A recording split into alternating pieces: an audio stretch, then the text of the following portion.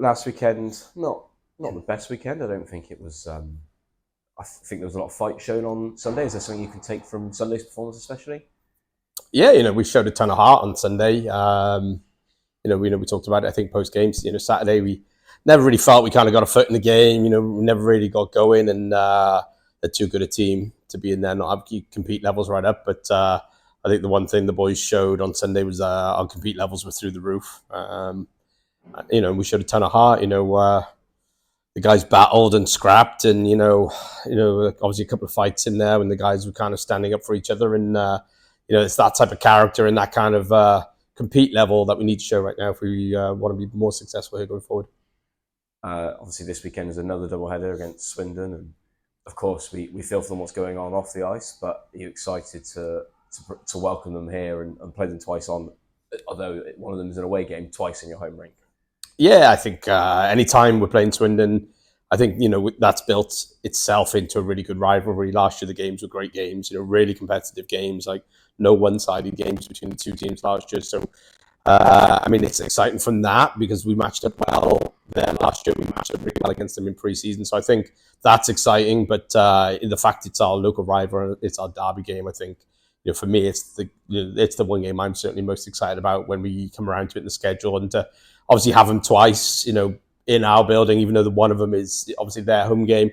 It's good. I enjoy playing the same, these weekends where we get the same team twice. I think it kind of makes your life easier in terms of preparation, but it's nice to kind of turn around after Saturday night and get a second crack. If like the last couple of games, anything to go by, it's going to be two great games.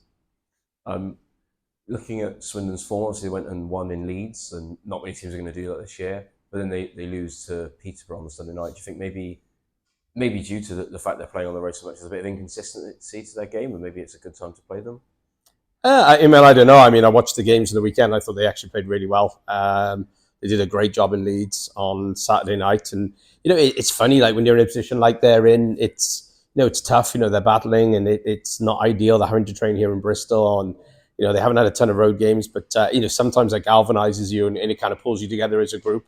Watching their display on Saturday, like they put out a real fighting display. Like they didn't look like a group who were thrown in the towel. They looked like the other side of it. They looked like a group who were really fighting for everything. So they did a great job Saturday, and on Sunday I thought they did really good job as well. But a couple of special teams. It was a bit of a special team to and fro between them and Peterborough, and they lose out late on, but they could have easily had 4 points. And I'm watching them play right now, and they don't look like a team that's hurt and wounded. They actually look like a team that's building and got to build some momentum here, I think, as they go forward.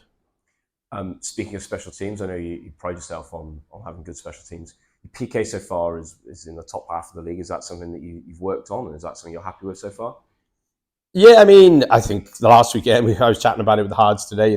Our power play is above 80%, our PK is above 20%, and they both got room for improvement. I think this weekend hurt us, the special teams against MK. Their special teams really did a job.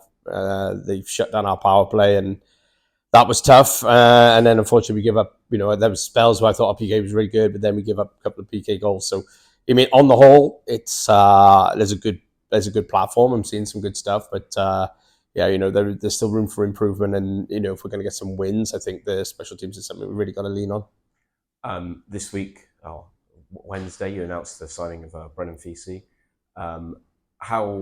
How important is that to get that over the line, and what's the process like for signing a player from abroad? Yeah, it's obviously huge to get him over the line.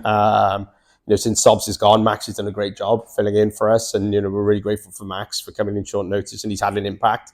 But that arrangement is only temporary, and we do need to get our guy who's going to be the guy that we're going to lean on for the rest of the year here. And Sobs was a big part of what we were doing. Brought a ton of energy and offense, and that's a hole that we're eager to fill quickly here. So Brennan's a guy I spoke to a bit last year, and we were keen to bring him in a year ago, and it just didn't quite work out. And in the meantime, he's moved on, and he's had some different opportunities. But as soon as we got back on the phone with him, it happened pretty quick. Like, he was pretty eager to come a year ago, so he already knew what we were about, and he'd already looked at the UK. He was also close to signing in Fife sort of 18 months ago. So he's looked at the UK quite a bit. So he knew what he was getting into, and things I'll give him credit. Like, he's mega keen to come in. Like, The signing happened last week, and we get the visa process going, and give him credit.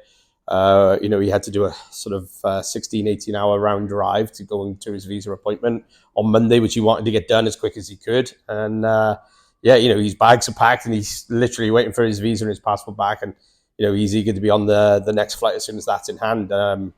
Just messaging me today saying he's gutted basically that he can't be ready for this weekend. So I'll give him credit. He seems pretty excited to get here and start helping. I believe you're hoping Brennan's in next weekend. What can the fans expect from him? I think he's going to be a big offensive guy. He reminds me of Nick quite a bit, like his skill set, skates really well, handles the puck. But, when Nick can put pucks in the net, but likes to make plays and be the control guy, I think Brennan's really going to be an end product guy. He's got a great A shot, real great shot. Big one-timer, will be big on the power play, I think, in particular.